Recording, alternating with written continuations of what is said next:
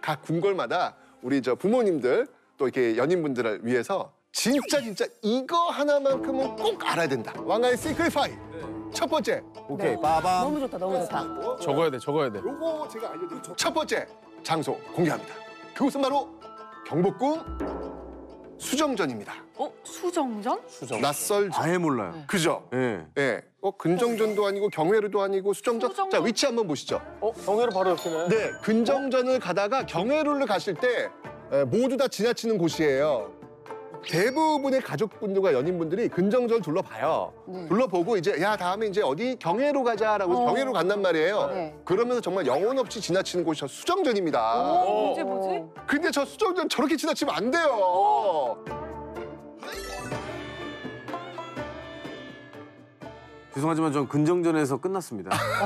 제 여행은 항상 근정전에서 입장료 냈는데 대문만 들어갔다 바로 나와요? 왜냐면 저기 갔다가 제가 한번 옛날에 트라우마가 있어가지고 왜요? 저기 갔다가 경복궁 갔다가 덕숭을 갔거든요. 네. 이런 지식이 없잖아요. 관람 포인트가 없어요. 아예. 맞아요. 그러면 뭘 봅니까? 인테리어 보죠. 네. 똑같이 생겼어요. 맞아. 똑같이 생긴 거를 조금 떨어져서 또 보고 조금 떨어져서 또 보고 조금 떨어져서 또 보고 계속 그러고 한자는 한글로 안 써져 있고 그럼 계속 거꾸로 써 있는데 저걸 어떻게 읽어야 되지 막 이러다가 스트레스 받아가지고 그러네. 사실 사진 아는 찍고 만큼 보이는 거니까. 맞아요. 사진 찍고 나와요. 지금 너무 좋은 말씀을 해주셨어요. 맞잖아요, 선생님. 똑같아요. 그래서 제가 관전 포인트를 여쭤보는 게 그러니까. 그것 때문이었어요. 근데 건물마다 용도와 스토리가 다 다르니까. 그걸 모르니까 똑같은 맞아요. 건물인 거예요. 그러니까 그래서 지금 말씀하신 대로 그 건물에 따뜻한 온기를 불어 넣어줘야 되거든요. 맞아요. 그게 뭐냐면 그 비어있고 어찌 보면 죽어있는 공간에 살았을 사람들의 이야기.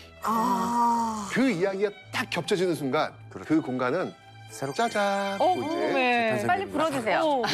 자, 그럼 이제 수정전 한번 가보도록 하겠습니다. 네. 이 수정전이 어떤 곳이냐면요. 지금 뭐 대본들 이렇게 보실 텐데 그거는 무엇으로 쓰여져 있습니까? 한글. 설마 세종대왕님 세종대왕. 집현전?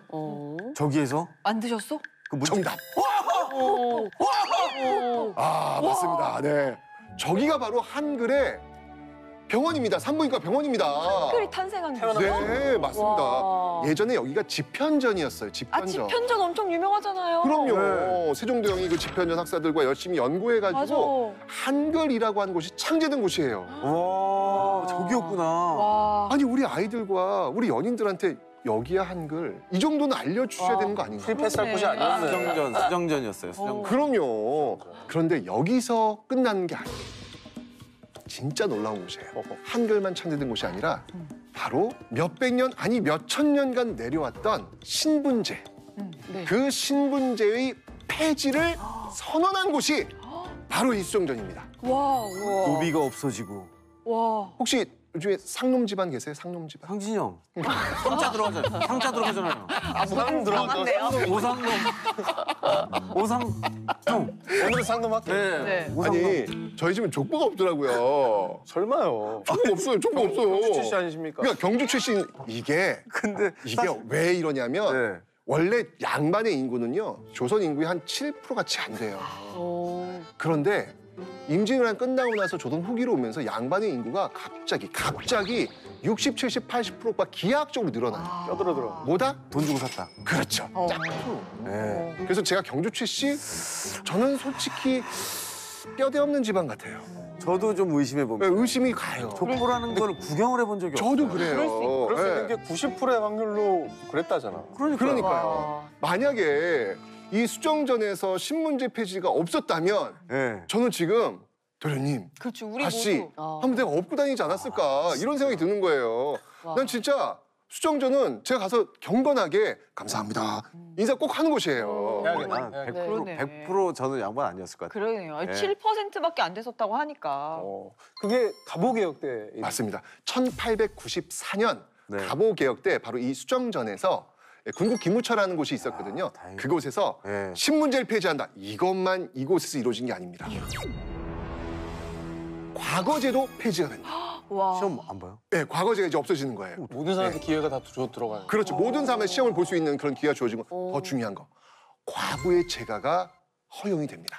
이 순간부터. 그 이전까지는요. 네. 남편이 죽더라도 재혼이 불가했어요. 돌싱 존재하지 않습니다. 그런데 이곳 수정전에서 이 모든 것을 다 열어버린 거예요. 이거 얼마나 중요합니까? 와. 근대가 시작된 곳. 아 그러네. 그렇죠. 네. 그러니까 어떻게 보면 우리 일상의 어떤 모습들이 선언된 곳, 네. 그곳이 바로 이 수정전이다. 그러니까 제발 네. 근정전에서 경회로 가실 때 영혼 없이 지나치시면 어. 안 되는 공간이에요, 이 이제 수정전은요. 수정전을 그냥 지나칠 수 없어. 그러네. 그럼 한글이 하면은- 만들어지고 네. 계시고. 신분제 폐지되고 그러니까. 과거 맞아요. 없애고. 그것도 이 서울 한복판에. 네. 우리 집 근처에. 그러니까. 너무 신기한데. 와. 역사적 의미를 딱 둘러보시고 그 뒤에 살짝 가시면 짜잔 하고 경회로 나오니까 거기 사진 찰칵 찍으시면 되겠습니다. 다음은요, 창경궁입니다. 네, 창경궁 한번 가보겠습니다. 이 창경궁에 가시면 제가 이제 찾아드릴 테니까 거기 먼저 가시라는 얘기예요.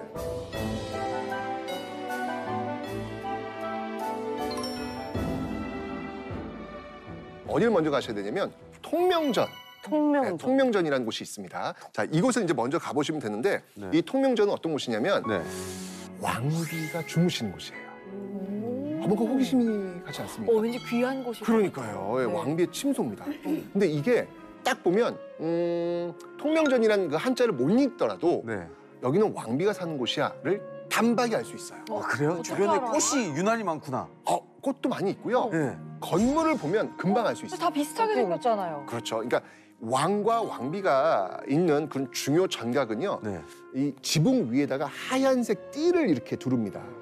하얀색 띠, 용마루라고 하는데 이게 다 있어요. 있는데 여기 통명전에 가시면 그 하얀색 띠가 지금 사진 보시면 알겠지만 없어요. 없어요. 이렇게 맨 위에 이게 없네? 네, 없어요. 어느 궁궐을 가나 네. 이 띠가 없는 건물이 하나 있습니다. 하나씩. 하나씩 있어요. 어. 그곳이 바로 왕비가 주무시는 곳이에요. 왜 없죠? 자, 일단 일반적으로 왕비가 있는 공간은 그 궁궐 배치도에서 중간쯤에 있어요. 네. 중간쯤. 네. 굉장히 내밀한 곳에 있어요. 네. 그래서 사극 같은 거 보시면 왕이 부인을 부를 때 뭐라고 불러요? 궁전. 중주. 중전. 중주. 중전. 중자가 가운데 중자예요. 그래서 중간에 있고. 맞습니다. 맞습니다. 고래에서 이제 중전이라는 의미가 이제 나오는 건데 오. 그 위치도 있고요. 왕비의 침소에서 네. 가장 경사스러운 일은 무엇일까요? 출산 아니에요? 옛날 관점으로는 왕자가 태어나는 그렇죠. 출산도 그냥 출산이 아니라 아들을 낳아요. 그렇죠. 네. 남자는 양이잖아요. 네. 양 기운을 많이 받아야 될 거 아니에요. 네. 네. 하늘이 양이고 땅이 음이에요. 네. 이게 막아서면 안 되는 거예요. 그래서 뚫어. 뻥 뚫려버리는 거예요. 하늘의 양 기운을 쭉 받으라고. 야 이유가 있구나. 예, 그리고 왕 자체도 용이잖아요. 네. 예, 그러니까 굳이 용마루가 있을 필요가 없는 거예요. 이런 복합적인 이유에 의해서 왕비가 주무시는 공간에는 하얀색 띠 용마루가 존재하지 않습니다. 근데 그러면 우리 궁에 놀러 가서 아이들한테 자 이제 왕비가 계셨던 곳을 찾아보세요 하면 저희는 바로 찾을 수 그렇죠. 있겠네요. 바로 찾는 거예요. 오, 예. 용마루가 없는. 와. 네. 그런 재미가 있으니까 네. 한번 보시는데 네. 사실은 이제 통명전에는 이런 어떤 건축적 특징뿐만이 아니라 기가 막힌 이 스토리가 여기도 담겨 있습니다. 뭐죠? 우리나라 사극들 중에서 가장 많이 등장한 왕은 누굴 것 같아요? 정조. 태종. 누구인가? 조인가? 정조. 누가 기침 소리를 내는가? 그분이 왕이에요? 누구인가? 조선시대 왕은 네, 아니잖아요. 네, 맞아요. 근데 가장 많이 왕만이라면 등장하고 매우. 방법까지 찍으신 왕은 그분이 처음 아닙니까? 가장 많이 등장하는 왕은 정조. 태종. 별로 시청률 안 나올 것 같아요. 세종? 네, 시청률. 세종도 아니고 의외로 별로 안 진짜 시청률 안 나와요. 의외로 별로 공부만 너무 하셔. 궁금하네. 저는 아니, 연산군. 태종. 연산군 좋아요. 연산군. 연산군 좋고요. 숙종. 왜요? 내명부의 싸움. 정답. 이거 봐. 장희빈. 숙종 장희빈. 그때구나. 사랑과 전쟁 이야기가 들어가야 내 인연 이게 들어가줘야 맞아. 숙종. 내 인연 이게 들어가줘야 맞습니다. 어쨌건 이 숙종이 네. 장희빈과 인연왕후 이건 거의 조선판 사랑과 전쟁. 그죠. 요즘은 에로 부부라고 하나? 아, 네. 아. 네, 어쨌건 엄청 재밌는 이야기 많이 있잖아요. 그쵸. 사실 솔직히 숙종께서 요즘 드라마를 보시면 굉장히 속상하실 것 같아요. 일반적으로 이 사극에 의해 가지고 네. 숙종이 장희빈의 남자 뭐 이런 식으로 맞아요. 드라마가 이제 보여지니까 근데 숙종은 그런 사람이 아니에요. 맞아, 되게 카리스마 있는 분이었다고 들었어요. 숙종은 조선 역대 왕 중에서 가장 카리스마가 맞아, 셌던 맞아. 그런 왕이 이 숙종이거든요. 근데 숙종을 그렇게 여자들에 휘둘리는 그런 왕으로 이 드라마에서 보여지는데 이거야말로 정말 숙종한테는 이건 역사 왜곡이요. 그러네. 이렇게 이야기할 수 있는 상황이거든요. 날 비하해. 맞습니다. 네. 이 숙종이 원래 이제 원래 부인이 인현왕후, 네. 인현왕후였는데 한 여자한테 푹 빠지게 됩니다. 그 사람은 누구? 장유비. 장희빈. 원래 일개 궁녀 출신이었다가 네. 숙종의 눈에 딱 들어온 거예요. 그러면서 이제 후궁이 되었는데 이게 웬일? 아들을 낳았습니다. 그러면서 이 장희빈이 왕비가 된 거지 않습니까?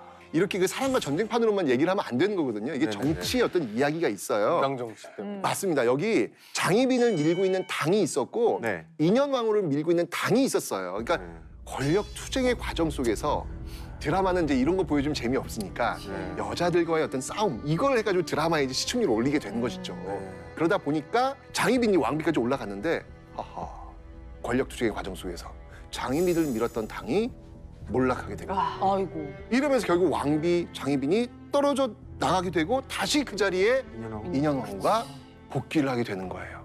그러니까 이 장희빈이 부르르 떠는 거예요.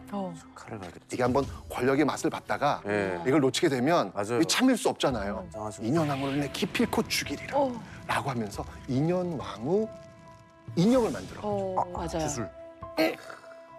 바늘을 꽂는 거예요. 유명한 장면이죠. 넌 죽어야 돼! 죽어야 돼! 이렇게. 그리고 그 인현왕후가 머물렀던 공간이 통명전이에요. 네. 그 통명전 그 근처에다가 죽은 동물의 그 사체 이런 걸 묻어두기도 하고 저주를 하는 거죠. 실제로 저 위치에다 그럼 하신 거예요? 네, 맞습니다. 이 위치에다가 그냥 확 저주를 부어놓은 거죠. 야. 그러니까 막 묻어왔다가 그게 결국 발각된 거죠. 결국 이제 그것 때문에 장희빈은 쫓겨났고 나중에 사약을 먹고 죽게 되는 그 정말 조선판 사랑과 전쟁이 가진 이 통명전에 그냥 막 잔뜩 묻어있는 곳이니까 우리 저게 꽃핀 평화로운 사진을 보고 있지만 저 안에 그런 스토리가 있어요. 그렇죠. 여러 가지 네. 암투가 있었던. 이제 다르죠. 저기 이제 가면은 우리가 보는 시각이 이제 달라지겠죠. 그런 통명전. 스토리들이 막 떠오르면서. 네. 그렇죠. 그래서 저 공간 앞에서는 그 아내분께서 네. 남편분 정신교육하는 공간으로 네, 아, 많이 활용되고 있다고. 이번 주에 한번 가는 게 좋을 것 같아요. 제가 뭔 잘못을 했어요. 이번 주에 하늘이 부끄럽지 않은 삶을 살아왔는데. 자, 이제 마지막 장소라고 합니다. 마지막 장소. 그곳은 어딘가요? 자, 그곳은요. 이곳을 또 빼놓으면 안 되죠. 덕수궁 가면 그냥 이곳이 보여요. 저기 모자에 끌려가게 되어 있습니다. 네, 바로 석조전. 석수전. 네, 석조전. 자, 사진 보시면 여기 보면은 국립현대미술관 떠오르거든요. 왠지 맞아. 미술관 옆에 있어서 그런지 약간 갤러리 같은 느낌이 또. 이 참 독특한 곳이에요. 분명히 덕수궁에 딱 들어가면 옛 건물이 있는데 이렇게 갑자기 현대식 건물이 딱 나온단 말이죠. 이 건물은 영국인이 설계했던 네. 그런 건물인데 이 건물은 어찌 보면은 고종의 그 꿈, 네. 고종의 비전을 담고 새롭게 만든 그런 건물이거든요. 아버지 흥선대원군 때문에 아무것도 할 수가 없었어요. 모든 건 다 흥선대원군이 했거든요. 네. 10년 동안. 그러다가 이제 20대 들어와서 아버지가 이제 쫓겨나요. 쫓겨나고 자기 세상이 될 줄 알았는데 그것도 못해요. 이제 진짜 정치인 혼자 고종이 남게 되는 거예요. 네. 이러면서 이제 고종이 선포했던 게 바로 대한제국입니다. 드디어 황제의 나라를 네. 선포한 거죠. 이러면서 이제 나의 세상을 한번 만들어 보겠다. 그 나의 세상을 만들어 보겠다는 그 비전을 담고 만든 건축물이 바로 이 석조전입니다. 이 의미 있는 건물이네. 그렇죠. 출발이네, 출발. 근데 사실은 이렇게 궁궐에 이렇게 이름 지을 때 다 네. 의미를 부여하거든요. 네. 의미가 네, 있거든요. 근데 석조전은 아무 의미가 없어요. 그 석 그냥 돌석이에요. 맞습니다. 돌석대에다 안들 조자. 돌로 만든 곳? 돌로 만든 건물. 왜 그랬지? 심플 이즈 더 베스트 아닙니까? 심플하네요. 네, 그렇게 이제 지어놓은 네. 거죠. 뭔가 좀 이전과는 좀 다른 어떤 모습을 보여주는 어떤 그런 시도가 네. 아니었을까. 아니 제국에 뭐 기치를 딱 걸고 좀 그럴듯한 이름 붙이면 얼마나 좋아. 슬로건이 없네. 브랜드 팰리스 뭐 이런 거. 돌집 이런 데네. 돌집. 그러니까 돌집 이렇게 불가마 이런 느낌. 사실 이제 고종이 정말 이런 그 꿈을 갖고 이 건물을 만들었지만 그 꿈을 제대로 펼치지 못하죠. 네, 왜냐하면 일제 시대. 1905년 을사늑약을 체결하면서 우리의 외교권이 일본에 의해서 강탈됩니다. 그렇죠. 고종이 이제 이거에 대한 저항을 위해서 헤이그의 특사를 파견해요. 네. 이거 부당하다. 이걸 세계에 알리겠다. 그런데 이제 이게 이제 일본에 의해서 발각되고 못하게 되면서 고종을 잘라요. 퇴출시켜 버리는 것이죠. 그리고 그의 아들 순종을 그 자리에 앉히게 되죠. 이러면서 순종이 이제 떠나면서 이곳을 경운궁이 아니라 고종이 남아 있으니까 네. 오래오래 건강하게 사세요라는 의미에서 덕수궁이라고 이름을 바꿔준 거예요. 사실 이제 아무것도 할 것 없는 정말 그 말 그대로 이 노인이 아, 슬퍼. 되어버린 그런 공간이 바로 이 석조전이 된 것이죠. 그래서 지금은 이 석조전이 대한제국 역사관으로 네. 지금 쓰여지고 있습니다. 예, 그래서 지층에는 그 역사관 박물관이 있고요. 그 1층에 올라오시면 예, 접견실, 뭐 이렇게 만찬을 베푼다든지 접견실이 있고 그 네. 2층에 올라오시면 황제가 머물렀던 와. 침전. 와. 예. 엄청 화려하네요. 예, 엄청 화려합니다. 예, 그런 공간이 있는데 가실 때는 반드시 네. 예약하시고 아, 예, 가셔야 됩니다. 예약을 해야 되는구나. 와.